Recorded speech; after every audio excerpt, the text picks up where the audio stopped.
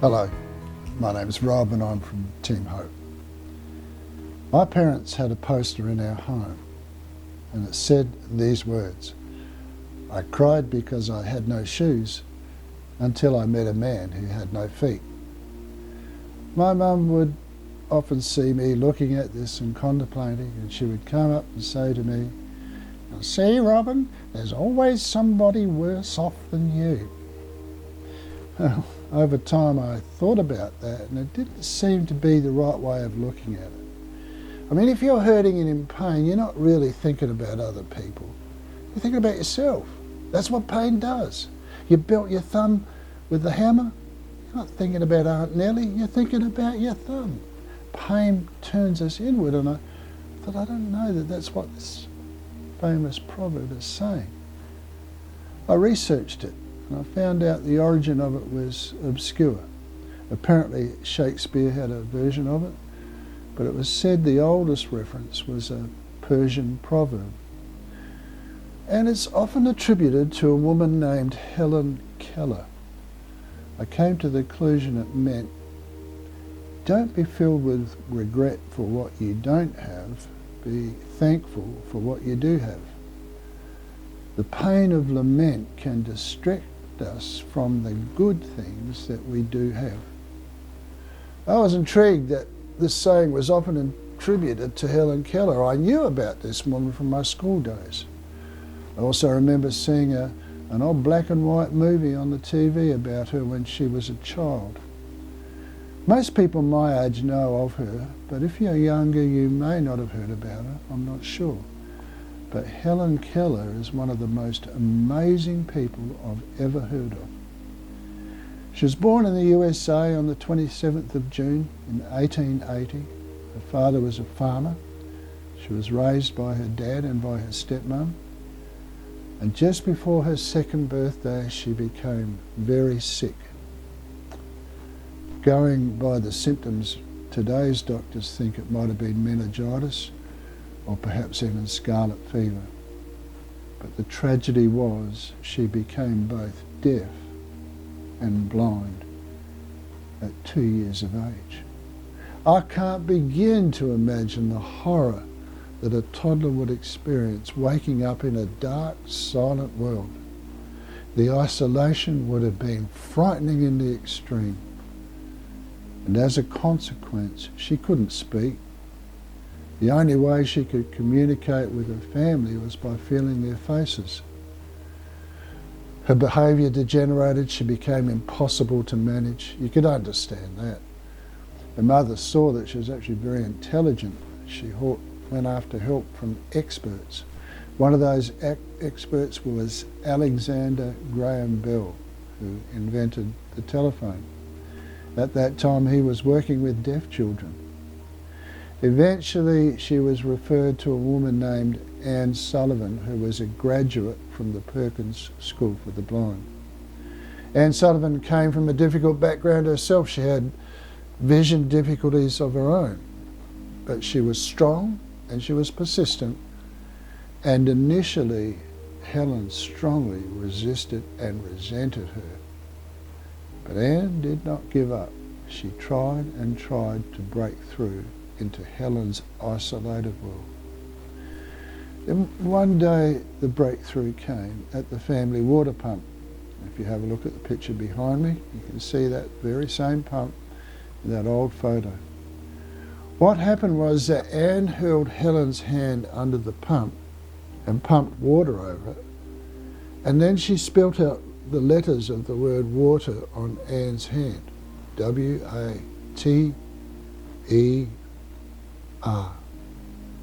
Helen immediately understood that Anne was communicating to her.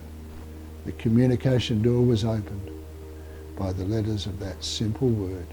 She communicated what she was feeling. The floodgates were then open, and within days Anne and Helen had built up an expanding vocabulary of words.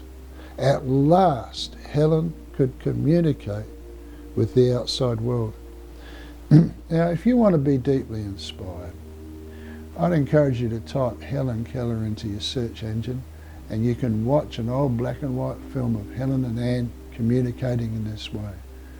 The film was taken later in Helen's life. They were so fast, you watch them, just fingers. It's amazing to watch.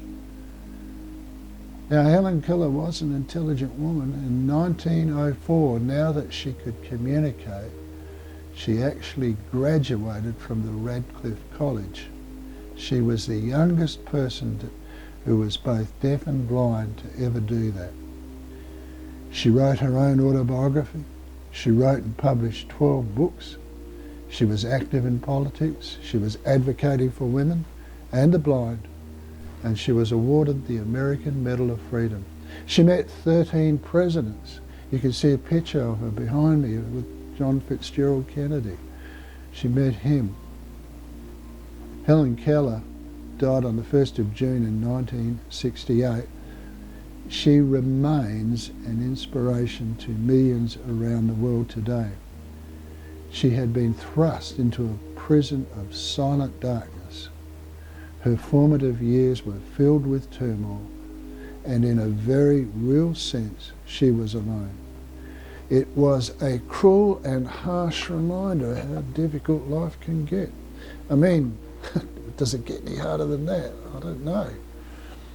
Even so, the theme of her life was not to be consumed by frustration caused by the things she didn't have, but to be thankful for the things she did have.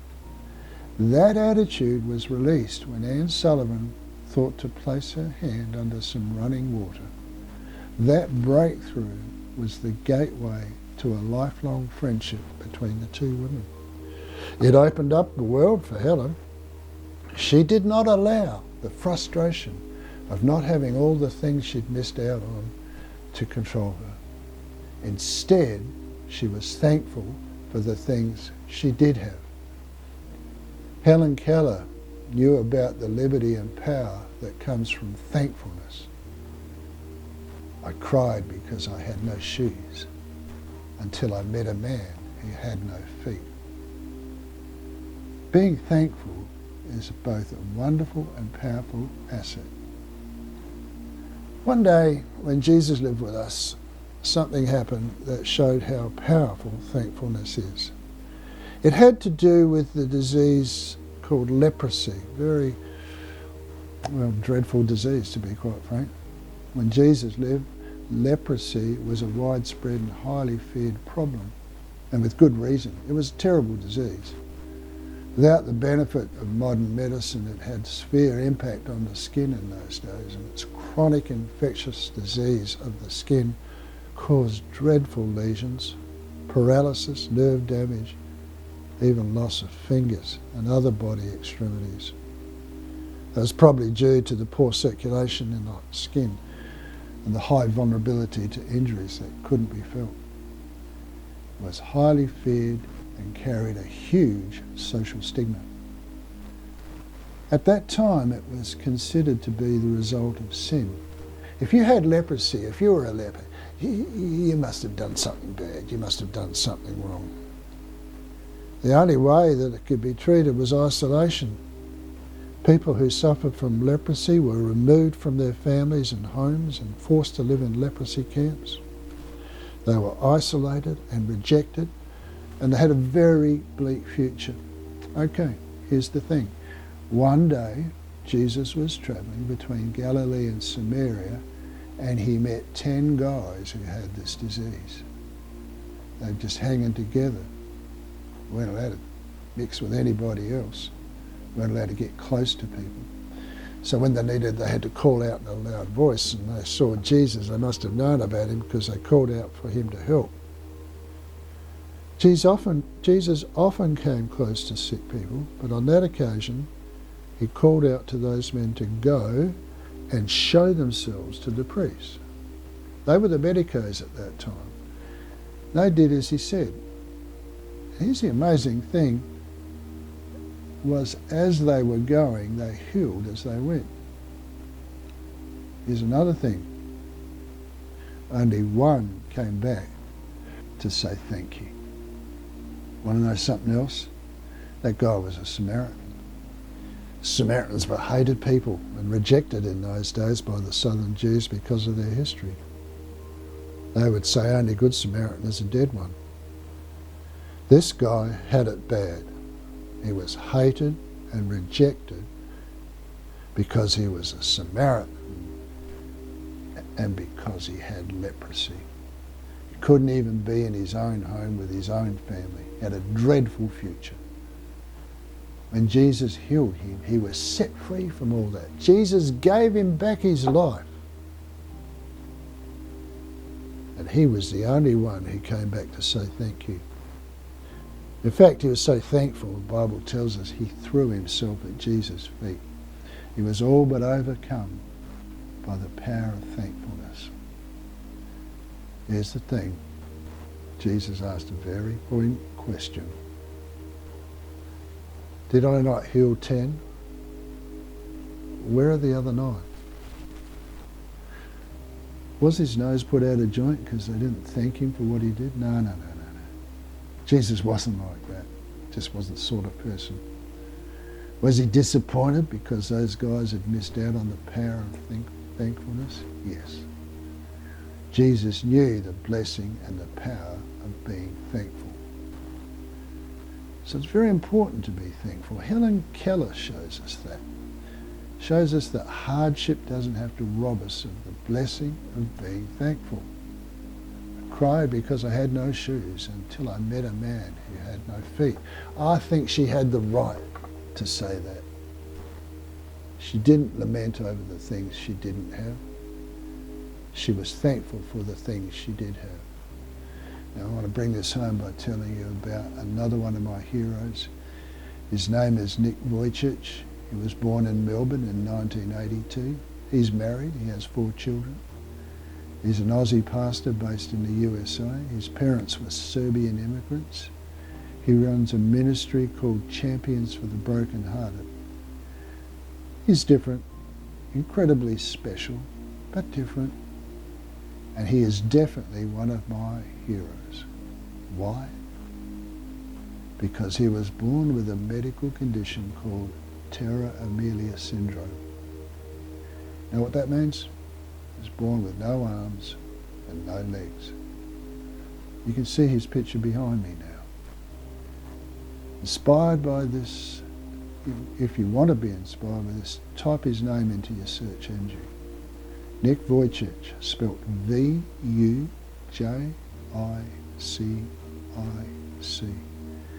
He's truly inspirational. He's a really funny guy. I remember seeing a film of him, he'd been swimming and he says it's freezing, I can't feel my toes. And it's funny because he hasn't got any toes. It's highly encouraging and very inspirational. I'd like to share 2 of his quotes with you. First one is, I have a choice to be angry at God for what I don't have, or to be thankful to God for what I do have. How about this one? I never met a bitter person who was thankful, and I never met a thankful person who was bitter. This thing about pain is it has the potential to make us look inward. That's the nature of pain. It also has the ability to make us resentful and bitter. It can distract us from experiencing the blessings and benefits in life. It's one of the really sad things about pain. It's more than capable of denying us the true blessing of being thankful. So I want to ask you as we close off, what's happening in your life right now? I believe that life comes in seasons. Sometimes we hit a bad patch and we have to find our way through it. The bottom line is we all have to deal with some stress, but sometimes it can get very hard, and sometimes the pain causes us to turn inwards and you can't see a way out. Why should you be thankful when that happens? Well, I want to encourage you to key in thankfulness and gratitude into your search engine, and you'll see there are a number of benefits. The research tells us that being thankful reduces depression, lessens anxiety, supports the heart health, and improves your sleep. It also reduces aggression, improves self-esteem, has a positive effect on relationships. Wow. Jesus was right when he commended that guy for being thankful. He knew it would bless the guy. Look, we can't ignore pain, but we can stop pain from robbing us of the blessing of being thankful. The challenge is to focus beyond the pain, and that can be hard. But people like Helen Keller and Nick Vujicic show us that it can be done. The encouragement of a friend helps, wisdom helps, and prayer helps. I cried because I had no shoes until I met a man who had no feet. Have a think about these things. My name's Rob, and I'm from Team Hope.